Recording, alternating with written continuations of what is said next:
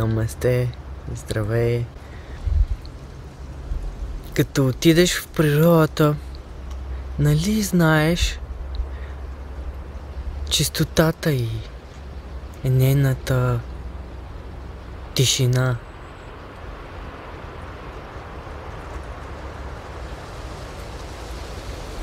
Спокойствие, чистота, тишина.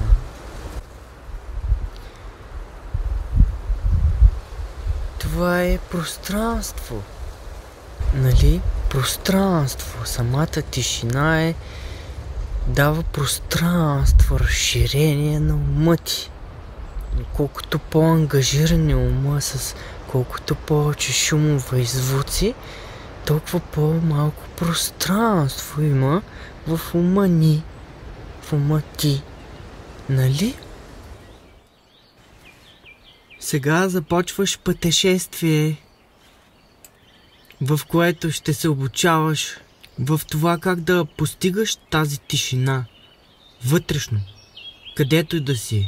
Обучение в това как да се пречистваш, как енергийните ти канали да са чисти, как твоята енергия, аура да са чисти и аурата да е защитена. Тук ще научиш пранаяма, много дълбочинна основа. Ще получиш и пратяхара, дарана, дяна, методи. И тогава практиката е много цялостна йогийска, систематична практика. Когато е цялостна, тя е завършена и тя е много въздействаща, когато е цялостна. Йога започва с пранаяма. Обединението започва с пранаяма. Дъхът ти са мислите ти. Дъхът е пряко свързан с ума. Дъхът е ума. И чрез пранаяма, първата стъпка към йога, успокояването на ума, премахването на освобождаването от стреса, изключително ценно нещо. Продължи. Това, което получаваш тук, е основа. Напредналите неща са изключително мощни и те, за да се усвоят някои от тях, изискват минимум 6-месечна ежедневна практика. Има пранаями, има дишане, които се правят само сутрин. Тази, която се дава тук, може да се прави по всяко време, но на празен стомах. Тази пранаяма тук също има вариант, който се прави само сутрин, но то е напреднала форма на пранаямата. Съдържа и други неща към нея, които давам по преценка за готовността. И също според картата, а и след като тази форма на пранаяма, първата, е била практикувана известно време без прекъсване. Какво е пранаяма? Другаря на йогина при контрола на враговете му. Тя го освобождава от болести. Пранаяма е начина, по който йогина овладява левитацията и ходи по вода, и също е средство, чрез което може да бъде погребан жив с месеци, с години. Пранаяма е главният ключ, с който йогините отварят вратата на освобождението и овладяват всички сили. Пранаяма е най-добрият метод, с който страдащото човечество може да преодолее болести, да победи страха, да превъзмогне безпокойството или унинието. Тя отваря вратата към блаженния мир. Тя дава надежда на безнадежния, сила на бедния и вяра на безверния. И цитирам Упанишад: няма успех без пречистване на надите, а няма пречистване на надите без пранаяма. Няма успех без пречистване на надите, а няма пречистване на надите без пранаяма.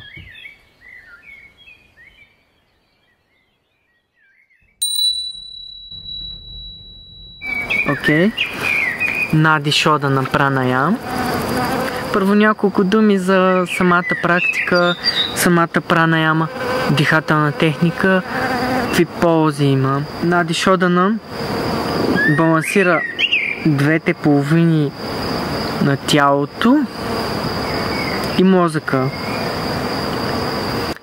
И женската енергия, мъжката енергия, енергията на Слънцето, на Луната.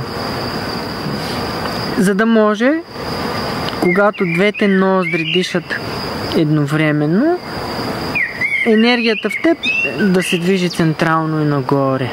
Иначе има някакъв дисбаланс, може би. Повече мъжката енергия работи или огнената, или повече женската, водната. Когато има баланс, тогава ние функционираме много по-добре. Нашия ум е по-медитативен и всъщност медитативен тогава. Значи Нади Шодана в дългосрочен план е едно от лечебните неща за стрес, за висококръвно и други. Стрес, смисъл, неспокоен ум, страх и други състояния. Ако правиш 3 пъти на ден Нади Шодана по 3 минути, например сутрин, преди обед, преди да ядеш обяд, например, и вечер, след работа, например, като се прибереш вкъщи, по 3 минути, 3 пъти по 3, ще имаш голяма полза. Ако е всеки ден, без никакъв пропуск. Защо? Ами, то се струва просто и някак си... Но виж, въздуха, то е мощна сила, твоето дишане, то е велико нещо. 1 минута, 3 минути не мога да откараш да живееш на тази планета без да дишаш. То е витална част от нашето съществуване, но ние никога не му обръщаме внимание. И защо е толкова мощно? Ми виж, например, зимата вятъра, той може да събори къща или да изсуши пустинята лятото. Значи, дишането може да окаже огромно въздействие върху твоята система и живота. Значи, Нади, имаме 72 000 енергийни канали в нас, през които енергията ни тече. Ти знаеш модерната дума чакри, 7 такива центъра. Нади Шодана балансира, изчиства. Всъщност Шодана, думата означава прочистване на тези енергийни канали в нас. Тогава енергията ти тече по-свободно. И здраве е, когато енергията е в добро количество и няма блокаж, тече свободно. Затова Нади Шодана също е лечебно и много твърде подходящо преди медитация и преди мантра. Можеш да го знаеш под друго име или по друг начин практикувано, но ето как аз практикувам и как практикуваме ние Нади Шодана. Двата пръста, показалица и средния, с един до друг, сложени, положени на междувеждието, третото око, но без натиск, а едва се докосва. С палеца ще запушваме дясната ноздра, а с безими ние лявата. Лявата ръка, палеца и показалица едва се докосват, останалите 3 са на... Лявата ръка е в чин мудра, така се казва. Палеца и показалица едва се докосват. Останалите 3 пръста са напълно изпънати и абсолютно един до друг, без разстояние между тях.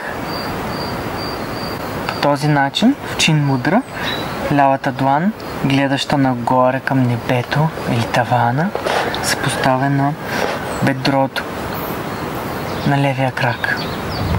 А дясната ръка, показалеца и средния са на междувеждието.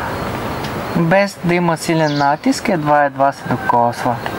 С палеца ще запушваме дясната ноздра, а с безименния лявата.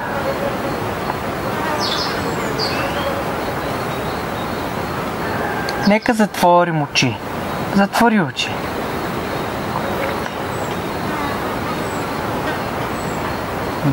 Дишваме преходно през двете ноздри. С тънка усмивка. И дълбоко. И издишай бавно и дълбоко през двете ноздри. Дишай през двете ноздри дълбоко и бавно. Като вдишаш напълно, запуши дясната и бавно издишай през лявата.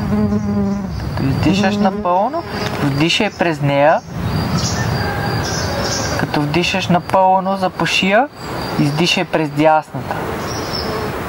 Като издишаш през дясната, вдишай през нея. Като вдишаш напълно, запуши я, издишай бавно през лявата. Продължи. Продължи своя собствено темпо.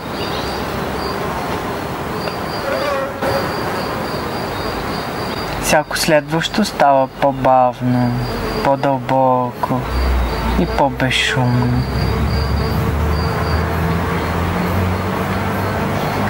Сложи умът си на ноздрите на дишането. Има една точица, дето въздуха докосва ноздрата. Стържи, докосва ноздрата, опира. Насочи цялото си внимание в тази точица и продължи да дишаш, бъди потопен в дишането си.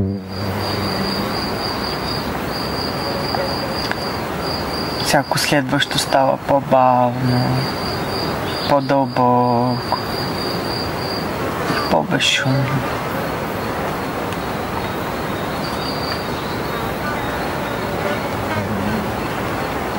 Ако ума избяга, върни го при точицата на дишането, където въздухът докосва ноздрата. Стърши.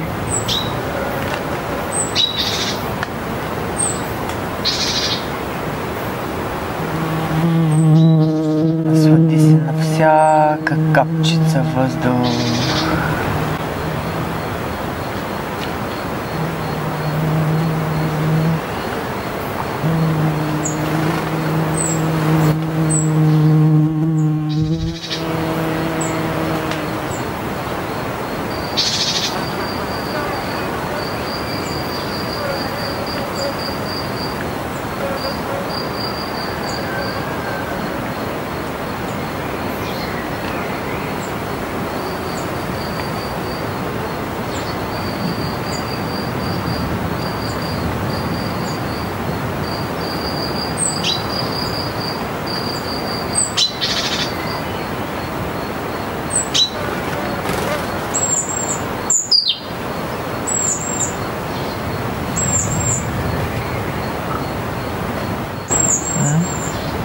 Бъди с дишането си изцяло.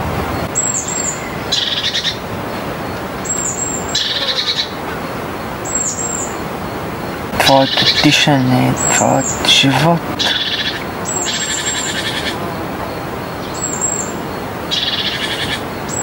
Ако ума избяга, го върни на точицата на ноздрите. Всяко следващо става по-дълбоко, по-бавно, по-безшумно.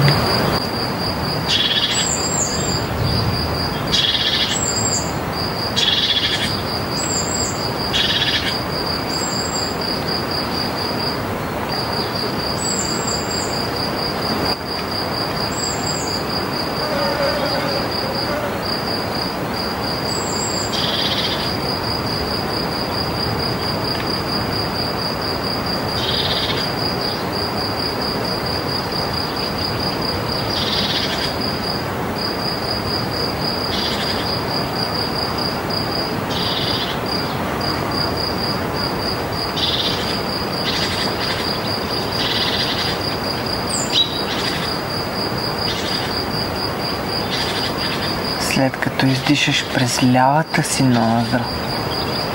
Остани с затворени очи, отпусни длани върху колене или бедра, насочени нагоре към тавана и небето. Бъди неподвижен. Наблюдавай, ако има усещания в тялото. Наблюдавай дишането си. Вниманието навътре.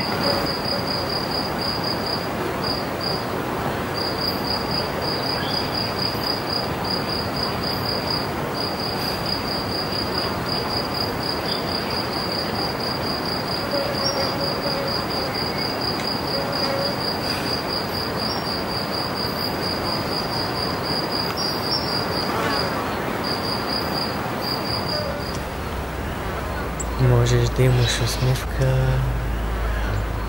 Поеми дълбоко въздух с усмивка и издишай с усмивка. И когато пожелаеш с тънка усмивка, когато пожелаеш, бавно и постепенно, можеш да отвориш очи. Това беше Нади Шодана Пранаяма. Направи 9 кръга. Като първо вдишваме преходно през двете и издишваме. Вдишваме през двете, запушваме дясната и издишваме през лявата ноздра. Вдишваме през нея, издишваме през дясната, вдишваме през нея. Това е един кръг. Първи Нади Шодана, 9 кръга или 3 минути. Можеш да правиш Нади Шодана, ако не можеш да заспиш, например. Или дори да можеш, ако искаш, ако си сам в леглото, например, не пречиш на никой, можеш да седнеш, да затвориш очи, да направиш Нади Шодана и така да се мусиш после под завивките. Сънят ти ще бъде със сигурност с по-добро качество. Ще можеш да заспиш по-лесно. Това е просто като бонус, като добавка към живота. Ако искаш, запомни това и го опитай. Много е добро, можеш всяка вечер да го правиш. Другото име на Нади Шодана на български му казват алтернативно дишане. Някои го правят по друг начин и му казват Анулома Вилома Пранаяма. Без значение. Този начин е прекрасен, много добър. Аз лично предпочитам него. Но правя с отношение пак, с уважение и с цялото внимание на това, което правиш. Потопи се в дишането си, в диханието си изцяло. Някой пъти може да е трудно, ако денят ти бил труден или пък си ял грешни храни, например, или нямаш режим, и ума разсеян, или раздразнителен и така нататък. Нищо, окей, пак седни, направиш, видиш как ума ще стане с друго качество. Ще се разсеят всички раздразнения и други. Особено ако правиш редовно. 3 пъти на ден. Нади Шодана Пранаяма. Много красиво нещо. Много стойностно. Много лечебно.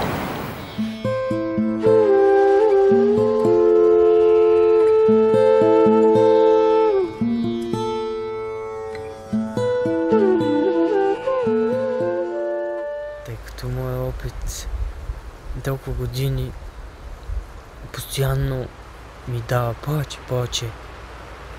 Трябва опит, иначе каквото е да се говори. Човек трябва да го приложи. То е преживенческа наука. Това цялото е преживенческа наука. Можеш да го разбереш само ако го преживееш.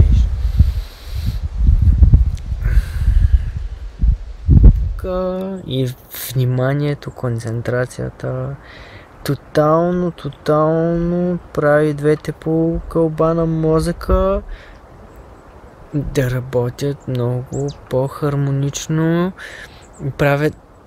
да работят много по-хармонично, балансират ги, успокояват и балансират и огнената и водната страна в нас, мъжката и женската енергия, слънцето, водата в нас и да и пингала. Тогава енергията ни почва да тече по централно, означава центриран. Ти си центриран тогава. Като си центриран, ти си в центъра си в ситуациите на живота. Иначе може да си извън центъра си, дори ситуация да няма. Ом Шанти, Шанти, Шанти. Ом Шанти, Шанти, Шанти. Ом Мир, Мир, Мир.